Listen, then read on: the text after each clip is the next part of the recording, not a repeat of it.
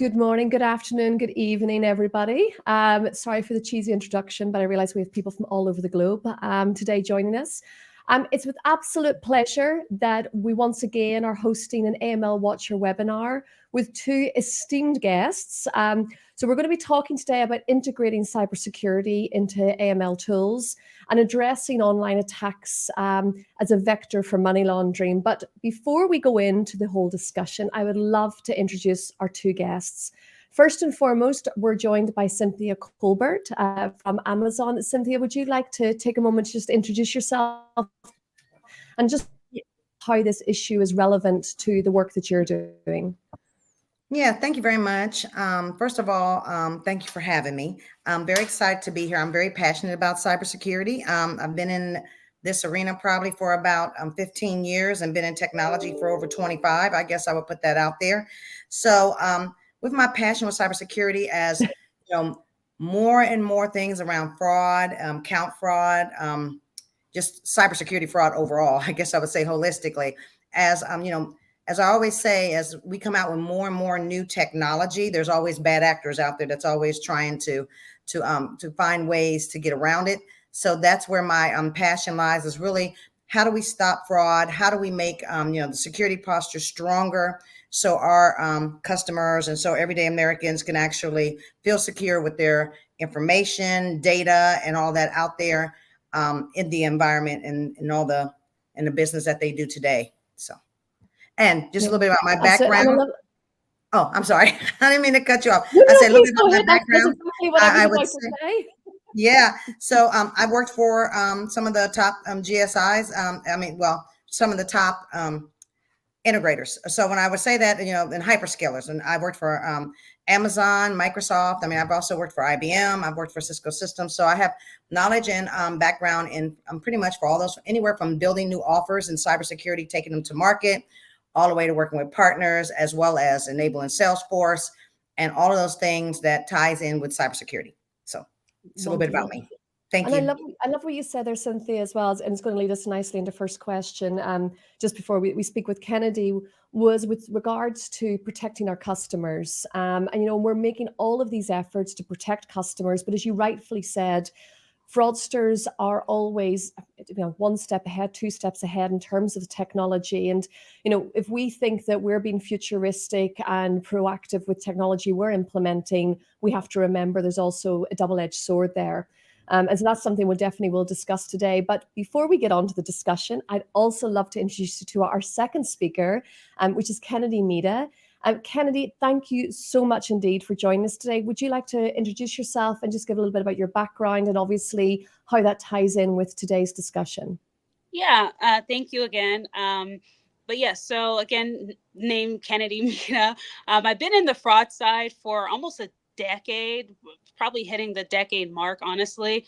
I've touched some AML, but mainly my strength and my passion is more on the fraud side. I tend to find AML slightly boring, I hate to say, but I like that speed of the speed of fraud and how it just touches different vectors, different industries. But yeah, so my background though is mainly on the financial side. So anything financial related to fraud, Wells Fargo, MUFG, MVB Bank, now at Deseret First Credit Union.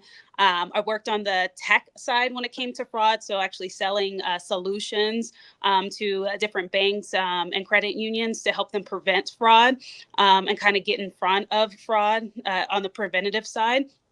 And then also worked out in DC at SEC, just doing market intelligence investigations as it pertains to securities related fraud. So I've touched both sides.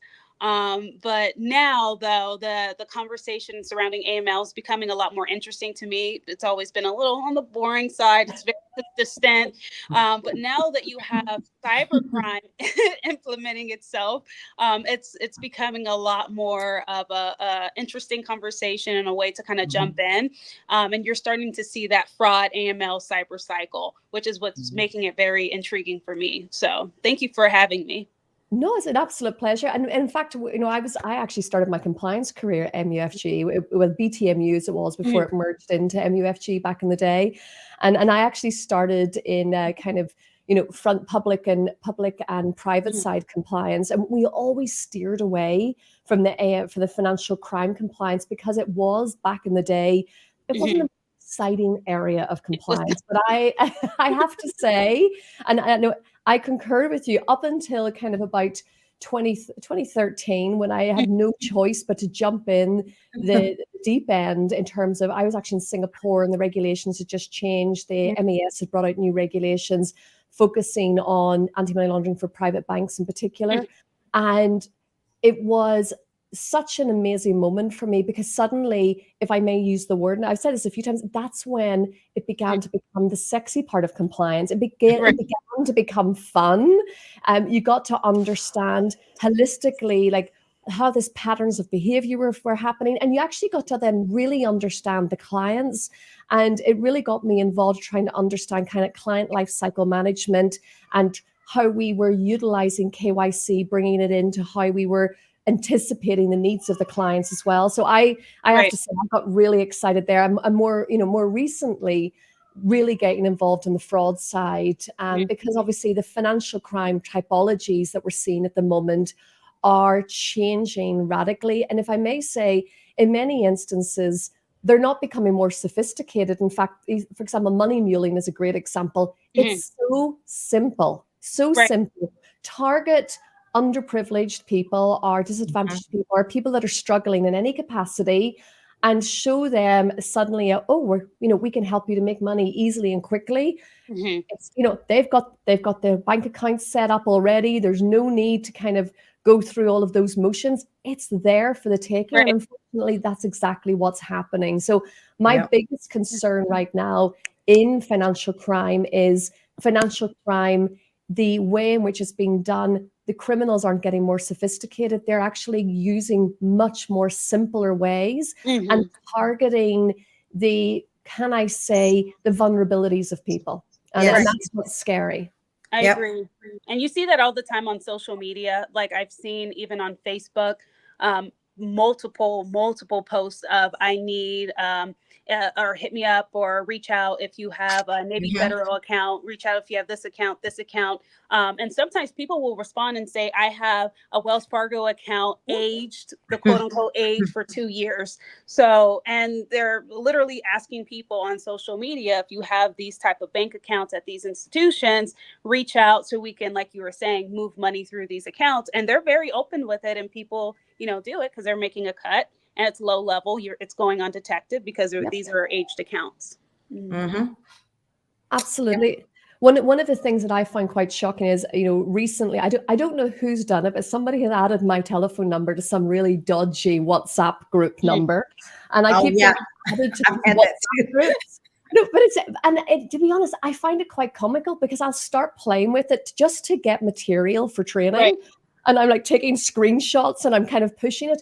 But I was really shocked about how convincing these individuals are. And they're really, they're actually quite aggressive as well. And you kind of get to the point where you're thinking, oh, wait a second, can I say no here? Of course, I can say no, but I understood then the real kind of difficulty, and it starts in WhatsApp. And then obviously there's the magic. You need to move over onto our Telegram channel so that you can speak with our onboard. It's like, okay, guys, why would you need to do that? And that's where many people are very, I suppose, uneducated on the technical side, understanding why they would ask them to move to Telegram and the autonomy behind it. Exactly. And the other thing as well, we're seeing a lot of romance scams recently. And, if people could just understand how to do reverse image searches on Google, very, very quickly, a lot of these romance scams would be blown out of the water before they've even started. But I spoke to a lady the other day called Becky Holmes. I don't know if you've come across her, and she writes a blog. And I have to say, she was actually speaking at an event I was at in Frankfurt in Germany. I was crying with laughter to start with because she was presenting. She looks into romance scams, and during the early days of COVID, She started getting a lot of these people sending her messages on Twitter. So she started, responding and playing around. And she's had, everybody from Keanu Reeves to, Liam Neeson, Tom Cruise, Brad Pitt a couple of times, Prince William, all reaching out to her, and she's like, what's happened? Is COVID? Like, look what it's done to me. And there was one woman who had become infatuated with this gentleman, who she believed was the real person, and he was a US Army officer. And they managed to track down the real Army officer. And I'm laughing because of what I'm about to say next. And they got him to go on a video to say to her, it's not me. And she said, I don't believe it. I don't believe this. This must be AI. Wow. And so it's very dangerous. It is very interesting because threats are out there everywhere. I mean, but WhatsApp seems to be the new hot thing that you're starting to see more and more of. It used to be you get the text, which is, don't get me wrong, because I still get tons of text too, and emails and all that kind of stuff. So really paying attention who it's from, looking at the email addresses, looking at, misspellings and all those various things that you learn in cybersecurity training that you have to look for. But you're right. Some of the most vulnerable people are not aware of those things. Right. And that's the elder, I would say, coming from the credit union side, a lot of our client base is the older folks, and they get a lot of emails. And I think what plays a role into it is the loneliness. Sometimes when I speak to a lot of them, even personally, they're just honestly lonely, and they'll respond back, not realizing that, it may be a scam. And I've came across some who don't care. They know they're being scammed. It's just someone to talk to, honestly. That's really sad. And that exactly. And it's really sad. And so you're dealing with that, but like, even with the topic of the money laundering, just laundering it through the elderlies, and they don't even realize that, if you're depositing a check and sending it out and it gets returned, and then it gets, and some of them will say, they covered it. My account was negative, but they covered it, so it's not, they do care, but it's like, but they're still moving money through your account. There was a movie recently I watched called Thelma. I don't know if you guys have seen it. It's about this lady in America. She's like 92 years old, and she gets scammed, and then she decides to take it upon herself to go after it. It's quite comical. But if you look at that one, and there's another one with Jason Statham, I watched it because Jason Statham was in it to start with, but afterwards I realized it was a good movie. Beekeeper. Exactly. Excellent. So you and I could compare what movies we like. But it was such a great movie because it really just showed you the absolute dire consequences of these scams. And we joke about it as well, but there are people, vulnerable people, that are attacked. And as you said, Kennedy, there's some people who just want someone to talk to. They know that it's a scam, but they want to believe it. And then you have other ones who genuinely believe they found somebody. And we've come across people that are being targeted specifically because they're between 55 to 65. They're about to retire. They're, widowers, and they know that they have good jobs, and they must have a nest egg for retirement. And they want to believe that this is their second chance in life, that they found somebody. And when they realize, sorry, go ahead. No, go ahead. I was going to say, and they latch on to that person. So you can have a customer that's been with you for 30 years, and, you've built that trust, but the trust of who they're speaking to after 6 months is like a lot more stronger than the trust that we would have with the customer. And it's very, very, very difficult to try to get them to see it even after and when the money is gone. Yeah. And that's the really, really important point here. So where do the obligations of the financial institutions lie here?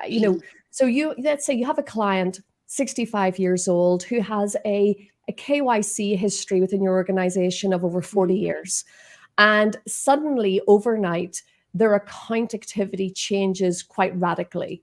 But yet, we don't seem to see the fraud alerts happening. A lot of it can be obviously low denomination, but multiple denominations. So we would expect some rules and scenarios to come, especially kind of scenarios, rule-based systems. If it's multiple of XYZ, it should pop up.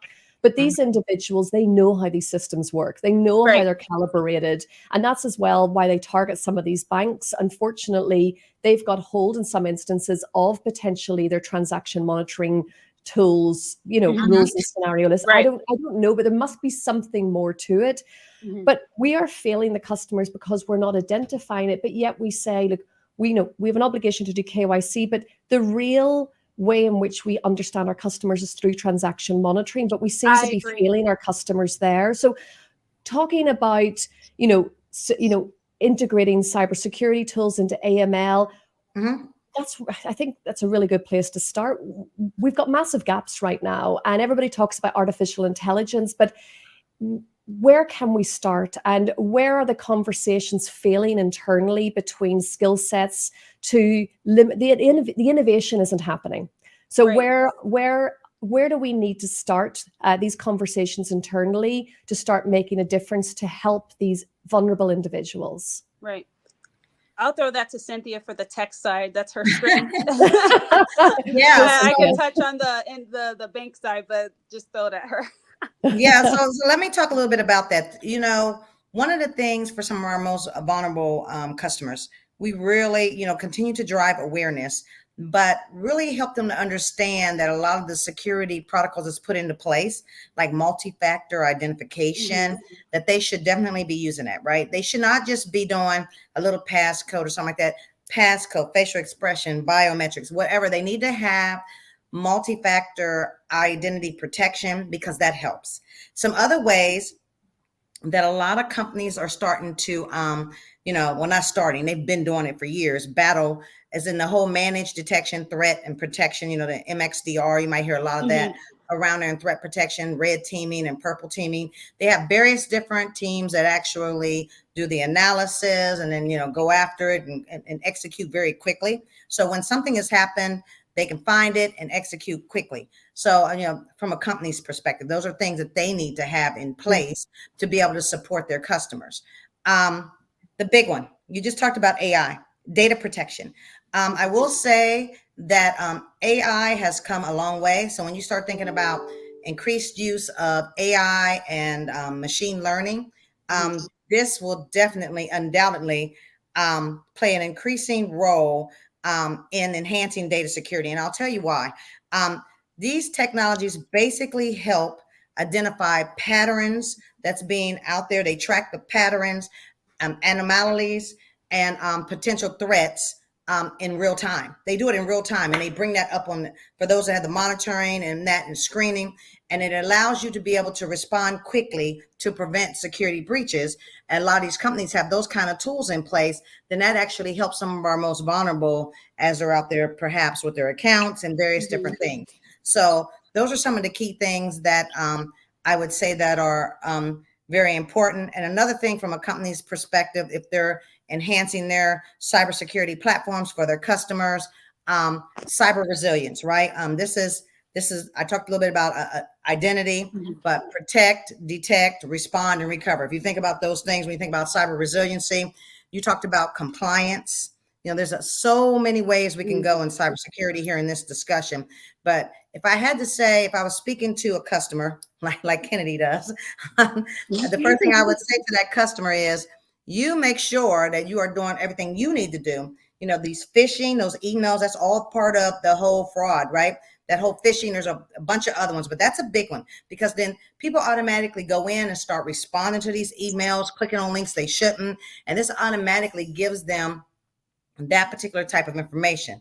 But now on the back end, the companies where these are their customers, they also have to put cybersecurity mechanisms in place to help prevent this. And that's where the whole MXDR, the data protection, cyber resiliency, as well as making sure they're compliant with compliance. And then also with the modern age with AI, using AI to help rapidly detect those patterns so that they can actually stop the cybersecurity and the fraud and all that from happening.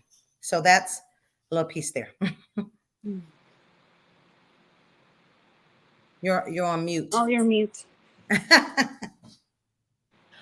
Sorry, apologies. Can I play devil's advocate for a second? And it was actually about something that I came across recently. And there was a case where these banking individuals, they're 2FA, so they're two kind of factor authentication. I can't speak today.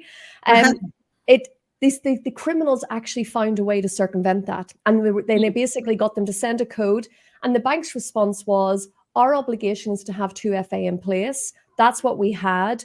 It is not our fault that the criminals were able to circumvent that, so we can't help support you in any losses you've had. And I think that was actually a really interesting point for me, because you're seeing individuals implementing 2FA. The banks are saying, well, that's our regulatory requirement. We've ticked a box here. It clearly is not enough, because as we've discussed already, the criminals already are 2 steps ahead in terms of their ability to circumvent the controls we have.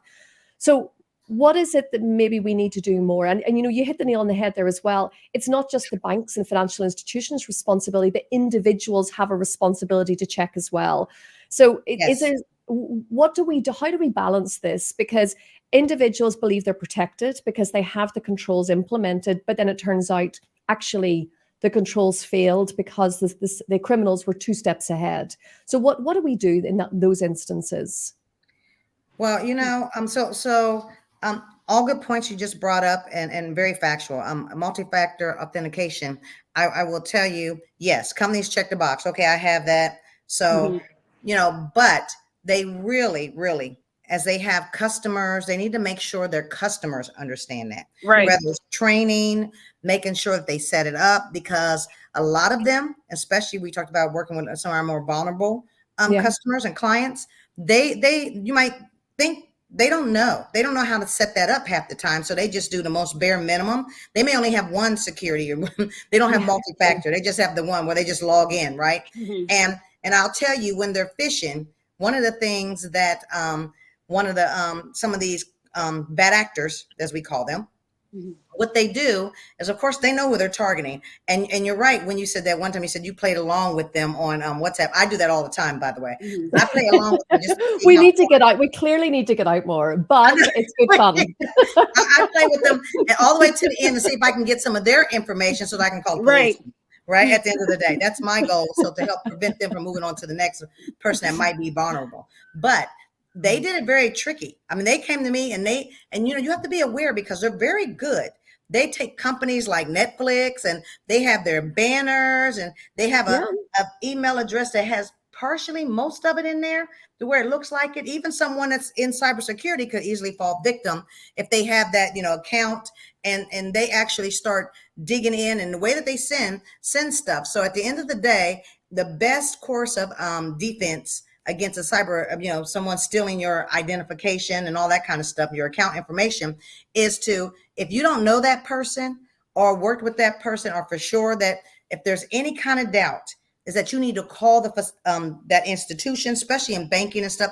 Because I'll tell you, in my younger years, I had my identity stolen. And how I got notified that my identity was stolen is someone was buying a car in my name. So at the end Happy days. I hope it was a nice somehow car. the car company called and asked me about picking up my car.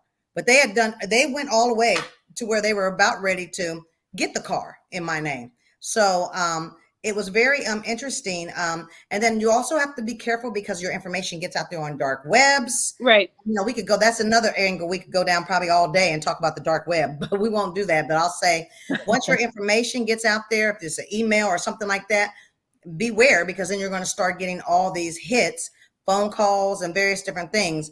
So we really continue to have, like, you guys are doing a great job, like having these type of webinars to really try to educate some of our more vulnerable people out there to these cyber attacks and stealing their account information, and how fraud works, so that they are aware and they look for these signs, various different things. They have to be very careful. My best advice I'll give anybody is, don't count on your bank or someone who says they implemented the multi-factor. What you count on is yourself. If you know that you didn't do something and you didn't request something from your bank, you call the bank and said, hey, did you guys send this to me? You go inquire yourself before you go releasing your own personal information that's going to compromise you. Yeah. And there was one actually I came across there recently. I kept getting a phone call from my bank, And every time it would come up on my phone, it would come up. And I used to live in Hong Kong. So my bank account, that the guys that were supposedly calling me were based in Hong Kong. And it was coming up as Latvia, and then Bulgaria, and then Cyprus. And this guy's, I'm calling from the HSBC, the bank I'm with. And I was like, well, you're clearly not, because, you're calling from Latvia. Yes, can you just give me your account details? And I'm like, of course I'm not going to do that. And they were like, well, my name is such and such, and I work in such and such a division. And it's just, okay, for me, it's laughable, because I obviously work in the financial industry, and I have done for 20 years. But it's simple things like that. And even in these WhatsApp messages, one of the things that I found, which I thought was incredible, I started typing and responding in different languages to see whether or not they would pick up on it. And they don't, because they're actually using translation apps at their end to send messages across. So, and that was just something that kind of blew my mind. So they would send me a message. And then, for example, I'm in Portugal now. So my phone number is is a Portuguese number. So they'd send me a message in Portuguese. And then I would respond in English, and they would respond in Portuguese again. And I was like, this is really strange. And then I would say to them, and then I would respond in another language, and then they would respond. And then I was translating the whole thing. And I was just like, this is incredible, because clearly, they're not reading what we're sending. And that's a massive warning sign. Is, again, it's very simple stuff, but it's not something you would day to day think about doing. But the sophistication is there. And unfortunately, I really think that we're failing as an industry in respect of education across the board. And I've reached out to various government offices about this as well, saying, even for children with sextortion cases, we've got kids that are being targeted because they don't really understand how to use social media and who's actually they're speaking to. And the response was, well, look, financial education is not the responsibility of the government. It's the responsibility of parents. I agree with that. But I to a certain extent, I agree with that. No, I agree that the parents have a responsibility, and it would absolutely be foolish of anybody to say, oh, it's not my job to to teach my child. But on the other hand, the parents are not really educated themselves. So if you're going to put your child in a public school or even a private school, I feel like there should be teachings in regards to financial awareness, fraud, scams, just anything like that. I think that should be implemented as a curriculum across all the board. We don't teach our children in financial literacy. It's and again, there's many discussions we could have around that. But the point is, we're not teaching our children how to be financially literate at school, and yet we're not teaching them in respect to scams. And what we're finding is the police force are having to take it upon themselves to do it. The schools are having to take it upon themselves to do it. And it's actually quite frightening. And that's just for the children. Then if you think about the elderly, it's like, well, who, is it age concern, the various elder groups, who is there to support and protect? So, I think it's up to the bank. I think it's a bank. If you're going to have, especially if you're like a credit union or a community sized bank, not necessarily a big bank. With big banks, a customer could be walking into the same branch for 20 years and they're not going to even know, because it's a Wells Fargo, but if you pride yourself being a community style bank, literally community style bank or credit union, I think it's up to those institutions in particular to educate their customer base, because it's more tight knit, it's more customer or client centric. So if you're going to be customer centric, I think you need to act customer centric and provide that education and go out of your education. So apologies, I didn't mean to interrupt you there, Kennedy. It's actually, I was quite excited then to ask you this next question was, do you think we're actually asking the right questions? Are we asking the questions for the right reasons to follow up? So for example, a client walks into a branch and wants to withdraw. It was actually a really funny video I saw the other day.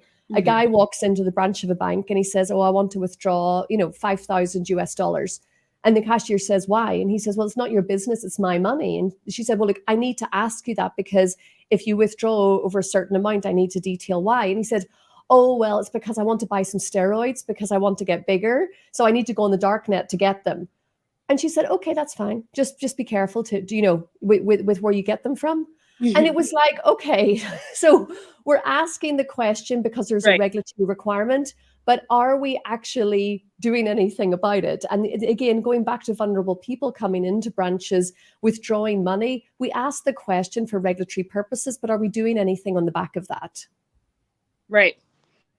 Right. Would I agree. I think with like an example like that, I think it's still up to the bank to step in and still educate and at least file a claim on the back end for us to reach out to the customer, understand, or even like, because there's some cases too over the years where you, like, for example, the kind of similar to example you gave where an elder customer would say, well, I want to wire money to Kazakhstan or something like that because they met someone, and they're just like, well, okay, well, no, we need to have that conversation and I mean, ask why they're having the conversation. But I wanted to go back to something you said earlier, though. You were talking about transactions, understanding the actual customer, the true KYC when it comes to transactions. I think implementing technology on well, I guess we'll just stick with elderly, but elderly, when it comes to transaction types would be a good way. I'll just say over a decade, some of the key indicators that I kind of tend to see before elder abuse happens is a lot of chat room transactions that I'll see. And if we had something to fire on that for us to then step in and educate the customer, even before fraud happens, even before things go out, just start being more preventative with some of the customers and some of the vulnerable customers, and just and you don't even have to speak to the customer personally. Maybe send out I don't know, flyers. If the elder customers, they tend to look at the mail, so send out mail about scams on certain apps that they may be using without going at them directly, so they don't feel uncomfortable, but kind of seeing that those transactional trends with a certain base, and then sending out newsletters, even just doing a local event about it, so stuff like that. And that's where I think technology, especially implementing, artificial, and I know there's many, many subsets of AI, and we're talking at a very holistic level here, but implementing, AI capabilities into our systems when we immediately, and this is one thing that really is, I can go on about it for days, but transaction monitoring systems, they don't do what they need to do. I think we're all aware of the statistics. They're between 2 to 8% accurate, the rules and scenario-based systems. But and especially having worked in private banking for a number of years, those systems were meaningless, because what I needed to see was sudden changes, even with existing third parties. I needed to see changes in volumes and activity as well. And those systems weren't picking up on that. Exactly. So when we implement this technology and we're able to suddenly see changes that we know are related to other types of typologies of scams that we've seen, as you correctly said, it immediately should trigger an alert to the customer. Think about this. Or even, in more sophisticated cases, or I should say larger number cases, the relationship manager picking up the phone and saying, hi, we've seen this activity on the account. Can we talk to you a little bit about this? We want to make sure that we're offering you the best service, etc. But basically, it's to protect the individual. That's where I see us moving with the implementation of AI technology. It's going to be so much more advantageous, and it's stepping away from the amazing work we've done in data protection. Like, we've done incredible work, but we've actually shot ourselves in the foot within banks, because we're actually limiting our ability to investigate some cases now because of restrictions in data privacy, and so it is a double-edged sword. And I've raised this with various kind of regulatory bodies as well. Like, we used to always look at the Swiss rules as being the most stringent before we had GDPR, and the one way that they were able to be circumvented was for risk purposes, but we can't do that with GDPR. So I think we need to really rethink our data protection regulations and simultaneously look at technology as well, bringing that together, because the advantages and the protections it's going to offer to customers is phenomenal. But again, the other question is, are banks holistically able to do that at the moment? Like, do we have the right data in the right places? And there's a massive cleanup exercise in many organizations on data, also in terms of existing systems. How do we move from A to Z? Because it's going to be a big journey for many organizations. So let me go back a little bit, because you packed a lot into that. Sorry. I'm just conscious of time, and I'm literally, it's like verbal diarrhea. I want to build a little bit on what Kennedy said. So definitely, preventing cybersecurity attacks before fraud occurs should always be number one, right? Cybersecurity and fraud and account protection should go hand in hand. You shouldn't talk one without the other, because that is, the preventative messaging and everything that measures that needs to be put in place. I would say that. Now, you talked about implementing a lot of various different things. One of the things, when you think about this, think about integration of automation, AI, artificial intelligence, big data analytics, and blockchain technology. This is a way, and has always been a way to improve the effectiveness of AML programs, what we've been talking about. And they basically empower financial institutions to mitigate risks and protect the financial system's integrity. That's a big piece of it. Now, what I would say, you said, how do we, make sure like all of this is taking place, right? At the end of the day. Well, banks and financial institutions have always been some of the last ones to move with technology, right? Part of it is because they do got all that data and a lot of it's on-prem. Moving to the cloud was a big one. And until this day, a lot of it is still hybrid. Some sits in on-prem, some sits in the cloud. So what we really, really have to do is to, test it out and do a lot of various different things as we look at how we're going to migrate them over to new technology, but also reassure that data is protected and how, and be able to make that case and share that information with these banks and financial institutions so that they feel comfortable during moving into some of these new modern technologies that's going to help them in the long run. Like that speed, right? At the end of the day, how can I detect something's being hacked and fraud and all that stuff right up front and early, as soon as it's starting to happen? Being able to analyze the data, look at patterns and all that kind of things. That's what AI does, right? You just talked about AI. So since that's, when you're thinking about those things, those are the key things that could be very attractive and should be very attractive to those particular institutions, because now they know having the AI helping them, it's like having a big brother there. That's right. I used to call that one of my solutions. I say, hey, well, now you got big brother that's going to help you. So big brother's there to help you with analyzing and being able to identify those patterns a lot faster than what my eye or a person's eye can identify those, because they have so many ways out there in technology and the data. And as that thing is, going through, they're able to look at that, analyze it quickly, and come back with a solution and lock it down.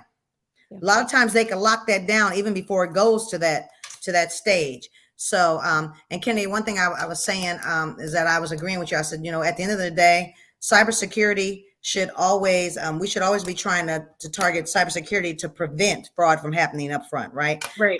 That should be our first and foremost thing. But what we should have is some kind of mitigation plan that if it happens, and that's where you see a lot of companies going to red teaming and purple teaming, that's that whole threat protection. So right. Where they get in, they can isolate it, shut it down, what I just said, get in there, fix the problem, and then, and resolve all those issues so that the client does not lose, don't lose that much data, lose time, downtime, anything that's going to impact their business. So those are the key things that I would tell you. When we were just talking about, all that, and I was talking about all the AI and all the various different tools and implementing all those things, those are very key. And I will tell you, certainly, now we can use a couple of examples. One would be, the big one that just happened. I'm not going to say any companies' names, but the one big one that just happened that actually impacted a lot of global airlines. Scale. Yeah. You guys know, at the end of the day, I mean, some of the companies were able to get back up to running faster than others, right? So what happens is making sure that you have a backup and all those kind of things to be able to get yourself back up and running. Those are going to be key. And looking at the platform and the solutions that you choose and making sure, here's the kicker with companies. Making sure everything's up to date, right? Because you know how many times they run on old platforms and don't update their solutions and they get behind. Well, if you don't have the new fixes and stuff that's going to look out, even if you go with AI, you're not going to have it to be able to, to put out all of those fires that you're going to get that may come your way. So staying up to date with your technology, your tools, and various different things there is very key, as well as you go forward with your customers. Because you can say, okay, well, I did my check the box for multi-factor, as you said earlier, as a company might say that for their clients. Well, but did you keep it up to date? Right. You know, new updates, new, upgrades and everything that comes out. Did you do that? Because, I've worked for companies that had multi-factor, like you just said, where face recognition and password. But I will say, my most latest and greatest employer that I work for right now today, I make a joke to my husband. I say, I feel like I'm in Fort Knox. We're so secure. Not only do you have face on a password, you have biomeds, you put your finger. At the end of the day, I said I've never felt more secure. Right. And I hear you don't do PowerPoint presentations in any meetings.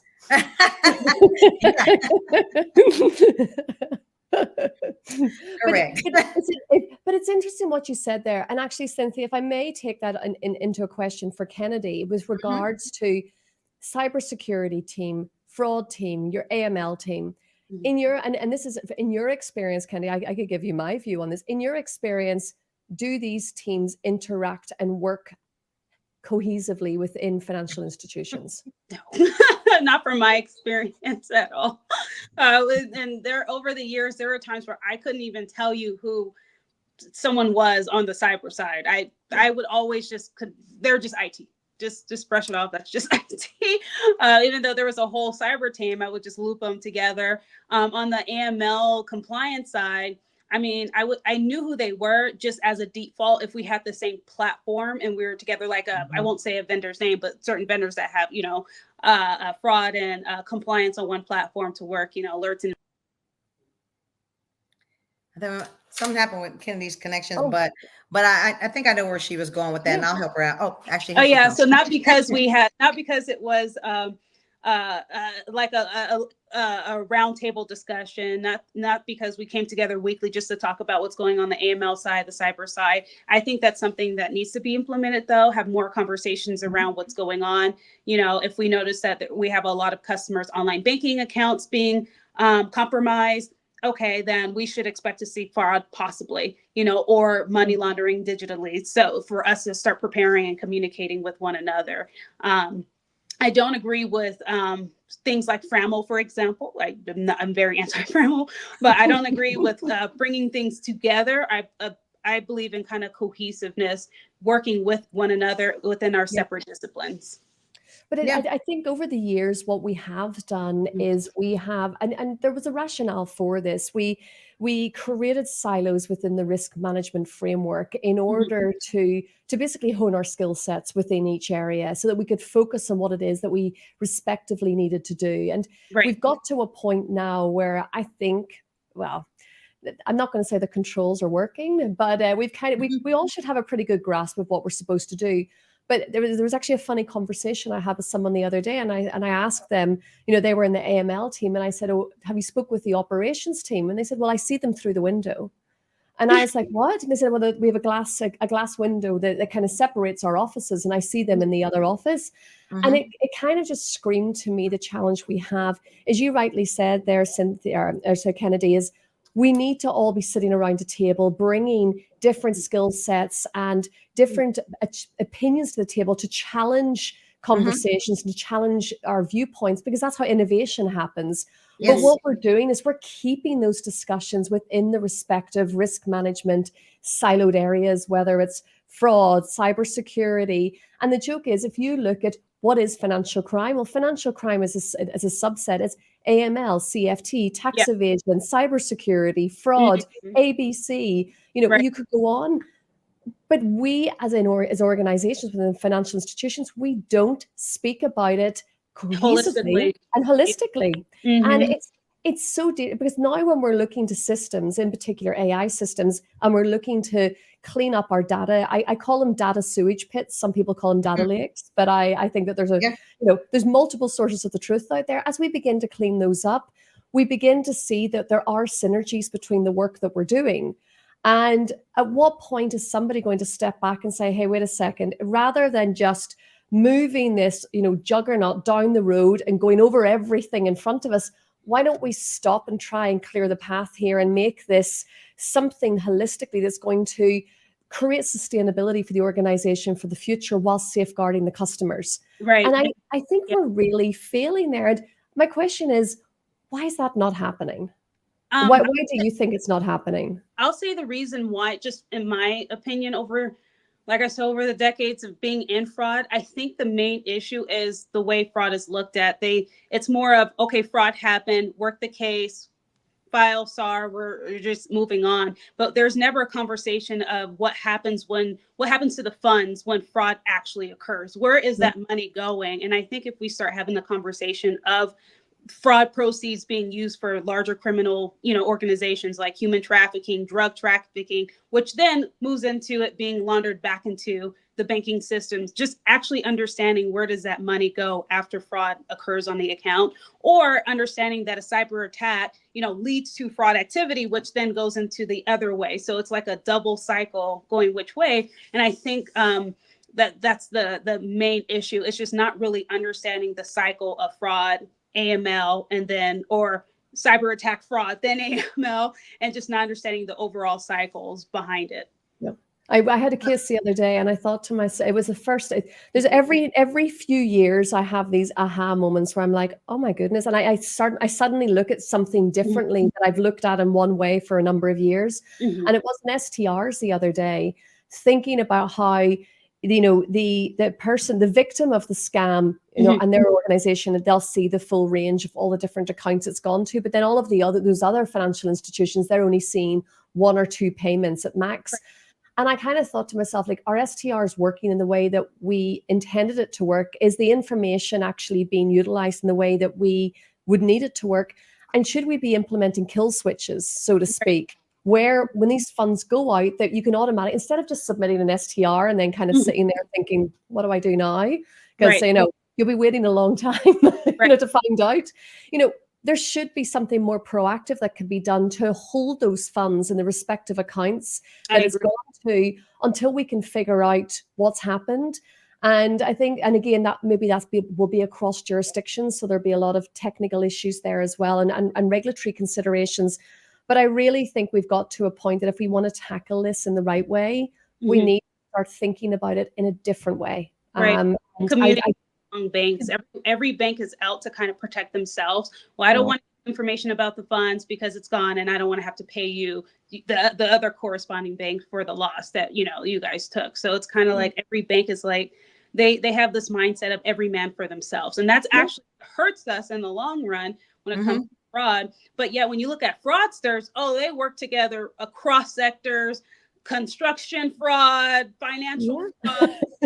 They're all best friends, best buddies. They share everything. But when it comes to us, we share nothing with one another. I was actually had a really interesting conversation the other day. It wasn't something I'd ever really given much consideration to, where different types of even drug cartels are working together. Let's say you have the Colombian drug cartel working with an Albanian drug cartel, because they have different skill sets. And when they come together, they complement each other. And one of them is very good at doing one thing, and another is very good at doing the other. Right. And so, as you rightly said, we have the illicit actors working as a system. By the way, they're collaborating, they're coming together, they're being innovative. Exactly. So I would add, so one thing you asked earlier, right?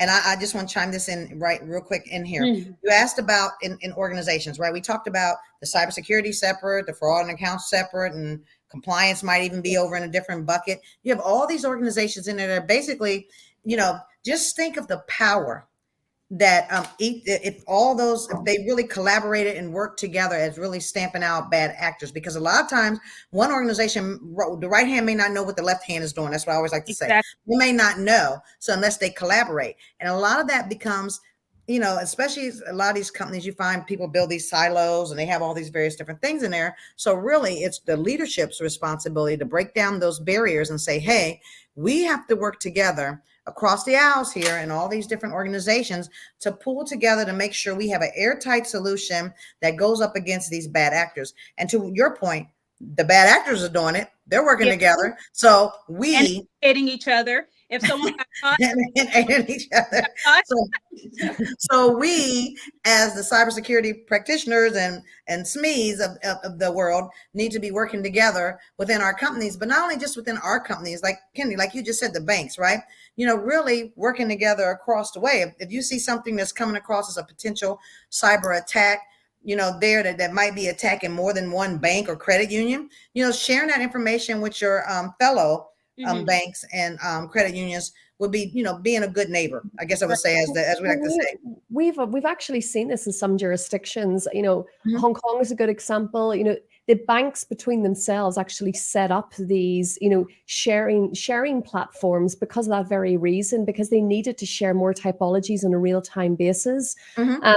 And one of the things that I'm beginning to get more and more frustrated, and maybe it's 20 plus years in the industry and I'm just kind of getting too old with it now, but it's less talking, more doing. I love, there's nothing feels better than done. We're not always going to get it right either. And you know what? That's the beauty of innovation. You have to have the ability to make mistakes. We're not always going to get the tools and the protections correct. And that's why we need to continually evolve and innovate. Yes. But with so many conferences and so many discussion points in different, conferences around the globe, we can do this, we can do that.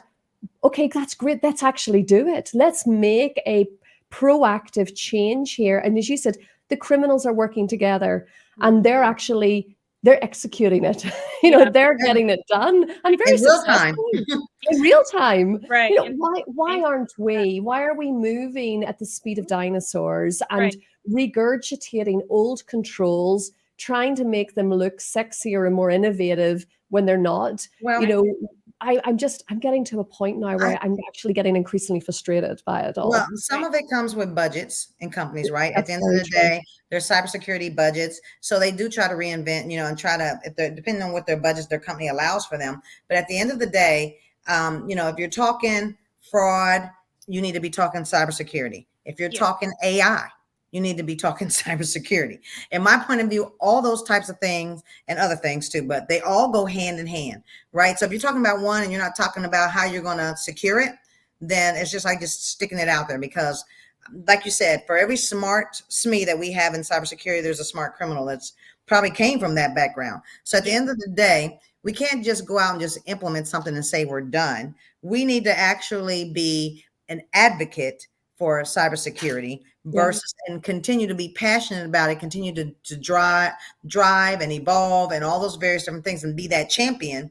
And as well as, not just someone that just, this is their day-to-day job, you really have to be really passionate to continue to want to evolve. And most people I've seen that's really in cybersecurity that I know that's in my, connections, that a lot of them, they are very passionate about cybersecurity. So I can tell you that, and they are those champions, but we continue to have to add more, continue to drive awareness and really to our customers and everyone. This is what's key and what's important, getting that message out, just like we're doing now, and what you continue to do and what we continue to do is just really get this message out there so that everyone understands the threats and they're real, right, at the end of the day, and what they need to do to take the preventative measures.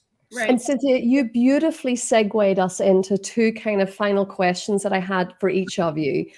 Sure. So Cynthia, to you, obviously, large firms, Microsoft, Google Cloud, AWS, they're handling massive volumes of transactions daily. And obviously they've quite big budgets in order to implement systems.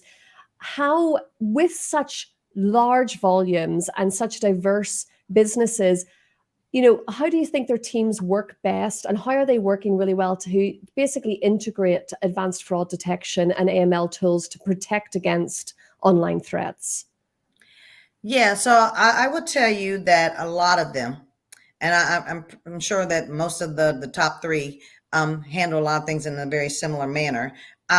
They really have teams that's dedicated and they're constantly evolving as they're looking at technology, what's new, what's going to be out there, but also looking at threats and what's the next thing that we have to do, and trying to stay 2 steps ahead of the criminals that's out there that's, doing all the fraud and infiltrating for our cybersecurity. So I'm so sorry. My dog. Oh, he agrees. And my dog's going. He said yes. So you have to stay 2 steps ahead, but also you really need to have a very good, strong plan to mitigate if you do encounter that, right? You have to be able to move quickly. And I would say from a large, company perspective, I believe a lot of them have that type of infrastructure in place to where that if fraud is detected, then they can execute very quickly to try to mitigate it and put it out and resolve far as resolution. But in technology, staying 2 steps ahead to know what's new out there, what needs to come into place, what kind of solutions and offers that needs to go to market that's going to help their clients combat all of the fraud and any type of threats that they may encounter. So I would say from a big company's perspective, as well as little companies, I mean, at the end of the day, I mean, of course, but to your point, a lot of big companies definitely have larger budgets to where they can go in and implement these things a lot faster.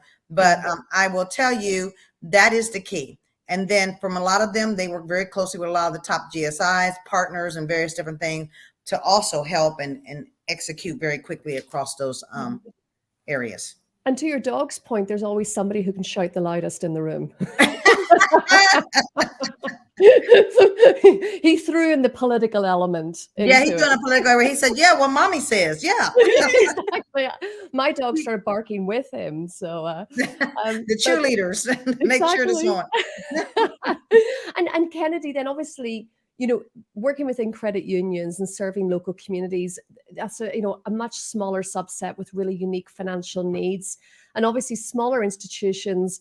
They need to balance the need for systems for AML and cybersecurity defense with budget, and also with existing skill sets. How do you manage that? And how do you see firms within those kind of, wouldn't say as, outside of the tier 1 org and tier 2 organizations, how are other financial institutions managing this task? I would say originally coming from the tier 1, tier 2 institutions, and then going to a more community centric. I personally wanted to go to a more community centric type of environment, credit union or community bank, because I feel like after a decade, you kind of just constantly have these conversations constantly on webinars. Sorry, no webinars. It's true. And the customer isn't here. So, I mean, we can keep talking to one another, but the customer isn't here and they're not being educated. So I felt like, stepping into that community style environment, I feel like I've actually done more work than I have within a decade of being at a larger institution. I've even had like some elder customers where they have turned into fraud sleuths, where they're finding these scams, sending them over. And I've realized education is a big, big key. And the one. Oh, we lost Kennedy again.